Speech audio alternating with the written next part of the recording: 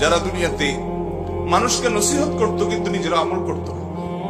যে কিছু মানুষ তাদের জিবাকে জাহান্নামের কেচি, আগরের কেচি দিয়ে কাটা হচ্ছে, বারবার কাটা হচ্ছে, আবার জোড়া লেগে যাচ্ছে, আবার কাটা হচ্ছে, আবার জোড়া লেগে যাচ্ছে।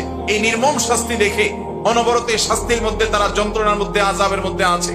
এই দৃশ্য দেখে নবী সাল্লাল্লাহু আলাইহি সাল্লাম জিবরিলকে বললেন যে এরা আবার কারা, তাদের কেন এই দুরবস্থা? তখন জিবরিল বললেন, হে আল্লাহর রাসূল, এরা হলো সেই হতভাগা যারা দুনিয়াতে মানুষকে নসিহত করত কিন্তু নিজেরা আমল করত না। যারা মানুষকে অনেক ভালো ভালো কথা বলতো কিন্তু সে ভালো কথার উপর আমল করত না। যে বক্তা, যে আলোচক, যে ওয়াইজ, যে লম্বা লম্বা লেকচার দেনেওয়ালা, যে হুজুর অনেক ভালো ভালো কথা বলতো কিন্তু নিজে আমল করত না, তাদের শাস্তি হচ্ছে। নবী করিম সাল্লাল্লাহু আলাইহি ওয়াসাল্লাম এই দৃশ্য দেখে